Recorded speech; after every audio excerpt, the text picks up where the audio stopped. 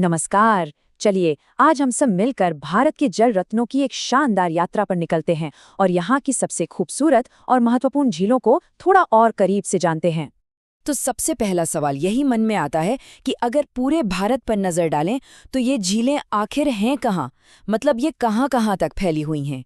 और इस सवाल का जवाब देखिए इस नक्शे में छिपा है। कश्मीर की बर्फीली वादियों से लेकर केरल के शांत किनारों तक हमारा देश झीलों के एक बहुत बड़े जाल से बुना हुआ है। ये झीलें सिर्फ पीने का पानी या सिंचाई ही नहीं देती, बल्कि ये हमारी संस्कृति, हमारी कहानियां और रोजमर्रा की जिंदगी का एक अहम हिस्सा भी हैं। तो चलिए अपनी ये शानदार यात्रा शुरू करते हैं। हमारी यात्रा का पहला पड़ाव है उत्तर भारत, वो इलाका जहां हिमालय की गोद में देश की कुछ सबसे हैरत अंगेज झीलें बसी हुई हैं। इस नक्शे पर जरा ध्यान दीजिए। हम बात कर रहे हैं जम्मू कश्मीर, लद्दाख और उत्तराखंड जैसे राज्यों की। ये वो क्षेत्र हैं जो अपनी कुदरती खूबसूरती और शांत झीलों के लिए दुनिया भर में जाना जाता है। तो शुरुआत करते हैं धरती के स्वर्ग जम्मू और कश्मीर से। यहाँ की डल झील और वुलर झील के बारे में तो किसने नहीं सुना। अपने हाउस बोट और शिकारा की सवारी के लिए ये दुनिया भर में मशहूर हैं।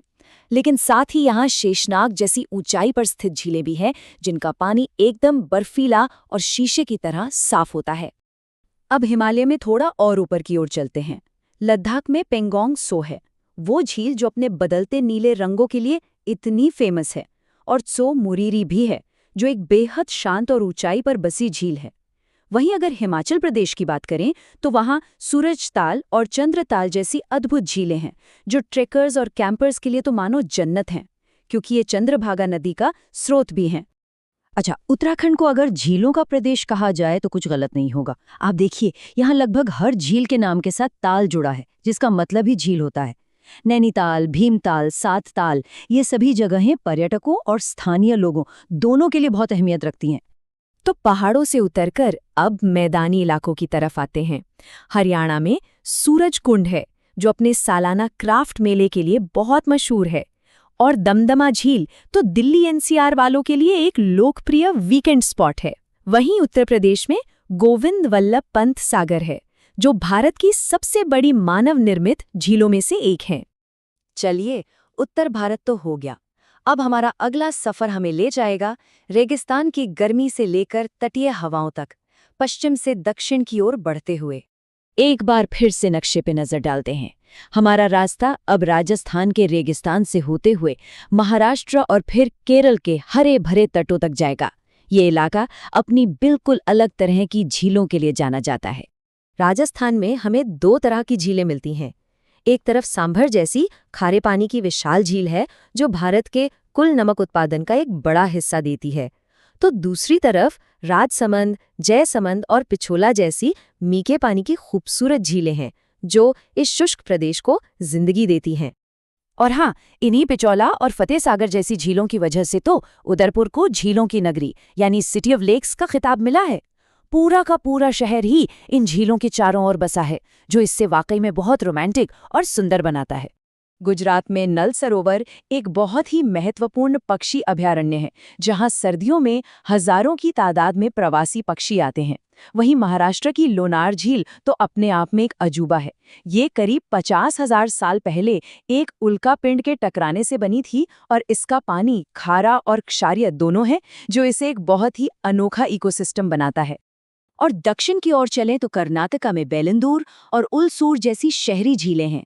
और फिर आता है केरल, जहां वेम्बनाड और अष्टमुडी जैसी विशाल झीलें हैं। ये झीलें असल में नहरों और नदियों के एक पूरे नेटवर्क का हिस्सा हैं, जिसे हम बैक वाटर्स के नाम से जानते हैं, और ये इस क्षेत्र की सच में लाइफलाइन है। तो अब हमारे यात्रा के आखिरी पड़ाव का वक्त आ गया है। हम पूर्वी तट, नॉर्थ ईस्ट और देश के दिल यानी मध्य भारत की ओर बढ़ेंगे।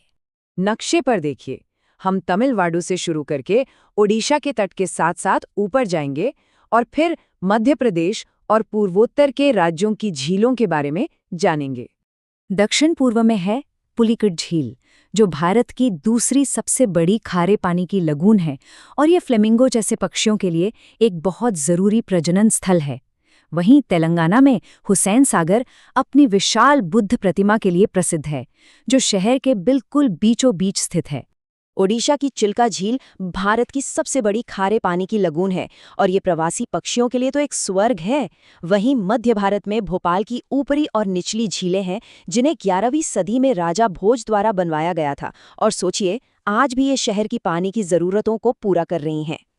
और आखिर में चलते हैं पूर्व और पूर्वोत्तर की अनोखी झीलों की तरफ। सिक्किम की गुरुडोंगमार झील दुनिया की सबसे ऊंची झीलों में से एक है, और मणिपुर की लोकतक झील ये तो अपनी तैरती हुई फुम्दियों के लिए ही अनोखी है। ये फुम्दियां असल में वनस्पति और मिट्टी से बने तैरते हुए द्वीप हैं, जिन पर लोग घर बनाकर रहते भी हैं। ये वाकई में दिखाता है कि भारत में कितनी ज्यादा विविधता है। तो लीजिए, हमने पूरे देश का एक चक्कर लगा लिया है। अब समय है एक कदम पीछे हटकर इस पूरी तस्वीर को एक साथ देखने का।